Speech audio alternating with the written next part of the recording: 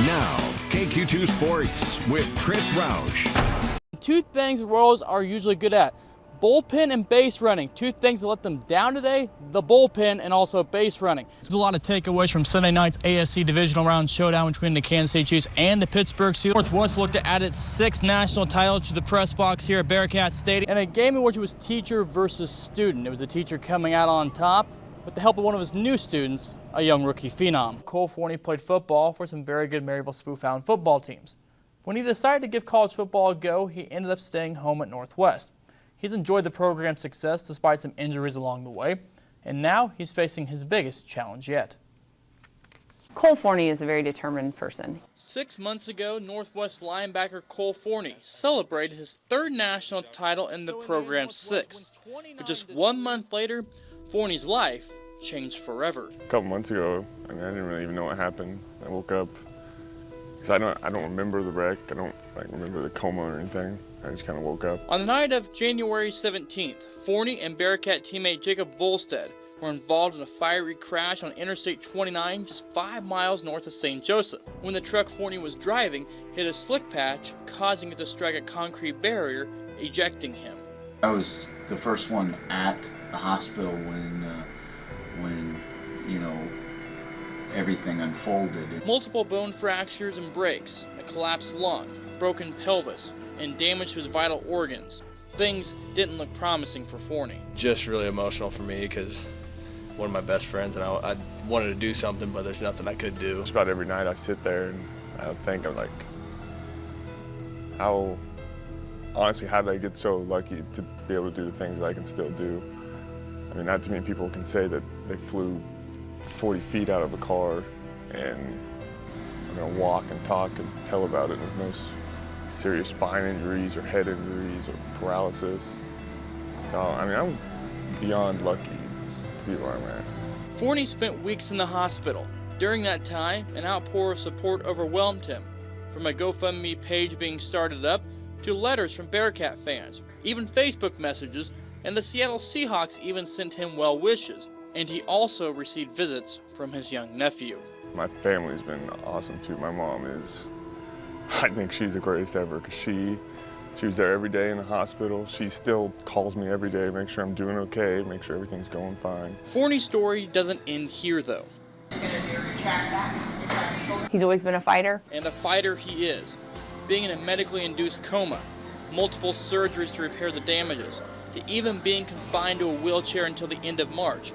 Forney's not giving up on his love and passion. I look at it this way, as in, if I train as hard as possible to try and get back to achieve the impossible or whatever, and even if I don't do it, I still win, because I'm setting myself up to be active for the rest of my life. Forney redshirted this past season due to a knee injury, so he has 1 more year of eligibility, but the path back won't be easy. I think we all need hope. I think we all need something a goal, to try and get us, pushed in the right direction. I think in the back of his mind he realizes that, hey, it's probably a long shot. Miraculously, he's alive.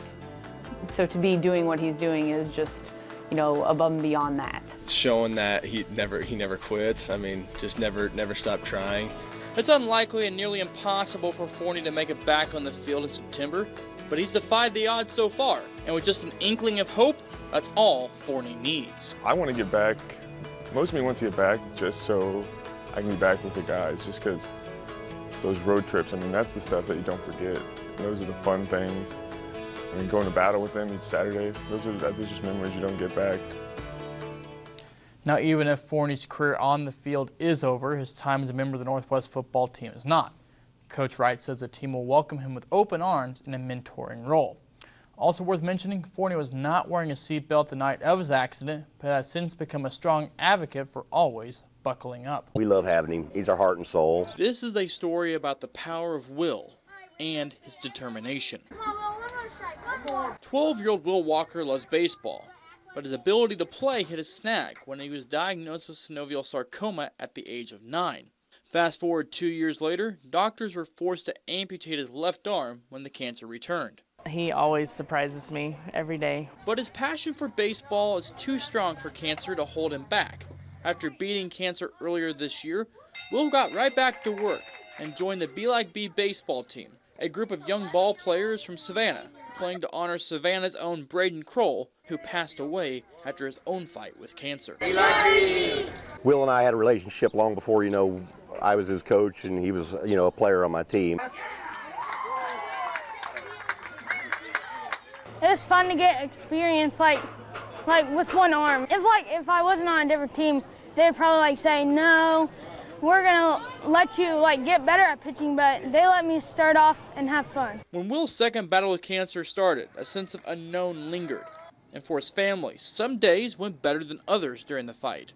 But now, it's all about seeing Will do what he loves, stepping on the rubber and facing down his next competition. It's very rewarding because we didn't know where we were going to be for sure and how strong he would be for this. I think it's awesome to see him building up his strength, and he's not putting himself down, he's bringing himself up. Whether he's staring down a batter or waiting for his pitch, Will's determination never ends. Just let it go. Go fast, go slow. Do what you do best. Meet Gage Blanton and Riley Merrow, two guys who just love to fish. I could fish every day for the rest of my life. Get her, Riley, get her. Boom! Big one. The two love fishing so much, they have their own club, the St. Joe High School Bass Club. Fish with more kids our age and fish at a level of ourselves. Blanton, a junior at Central, put out a Facebook post in hopes of luring someone to join the club. And Merrow from East Buchanan High School took the bait. Being able to fish with different kids from different schools, you can meet more people and meet more people that have a passion for fishing like you do, which makes it all the more fun. It's more than just a hobby for these two. It's a passion ingrained in them since they were young. I started fishing at a really young age with my grandpa and dad, probably around 6 or so, just pond fishing. You get to be one with nature, really, catching a lot of fish out here.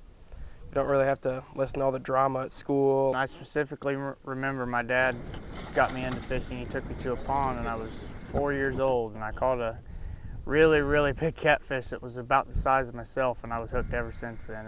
Both boys can be found playing football in the fall, but fishing keeps reeling them back home to nature and the water. I feel free. I feel really close with myself. It's relaxing every single day, whether I catch 100 fish or 0 fish. More protests, whether it's taking a knee or holding their fists in the air. And it sparked a heated debate on both sides of the argument, but one Sturtsville student decided he needed to do something to show his support for his country's flag. And the home of the brave. People didn't used to think about it. They just knew they were supposed to stand for the national anthem. It was second nature.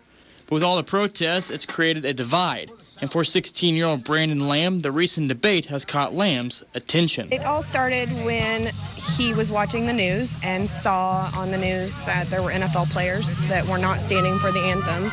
And it kind of got us in a conversation at home about what that means. He said, they should be standing. They can stand. And I said, well, so can you. Brandon was diagnosed with cerebral palsy at a young age, and he's been confined to a wheelchair for most of his life. He kind of sat there for a minute, and he said, yeah, you're right, I can.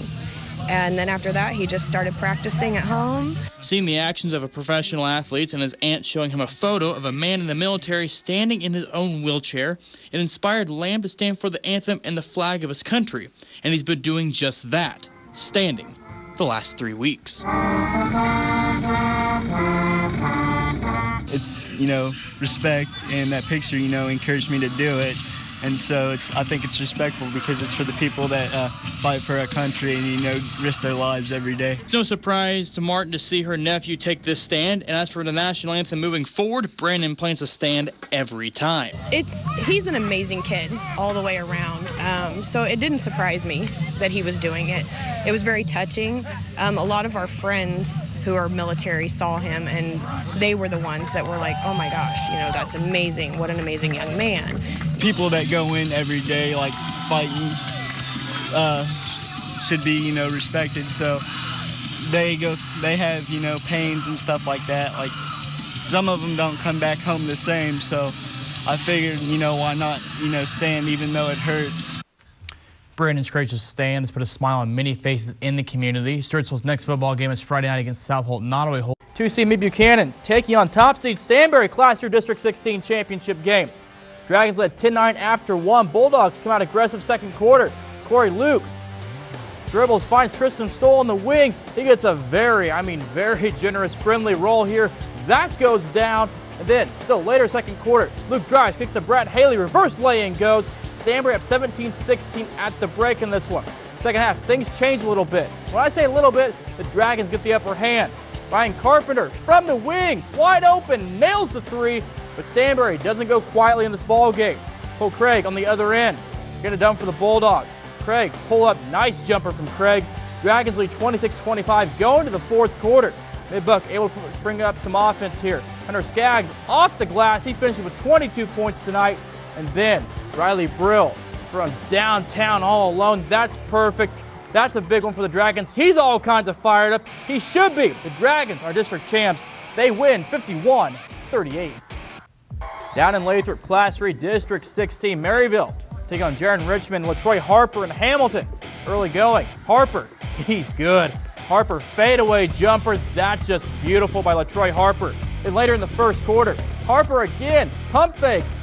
Gets his man in the air from downtown. That's good. Harper scores 8 of Hamilton's first 10 points. Hornets lead 12-4 after 1. Second, Eli Dowis, reservation for 1 at the rim, throws it down. He's just a sophomore out here doing this. And then John Zimmerman just going right to the bucket. He scores 18 this afternoon for the Spoof Hounds.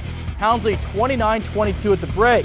Second half, Jaron Richmond from downtown and draws the foul. He gets the 4-point play. Outside the second quarter, game was even, but scoring 25 in the second gives Maryville enough cushion. Hounds win tonight 67-60. They're district champion. And let's look at sports. I'm Chris Roush.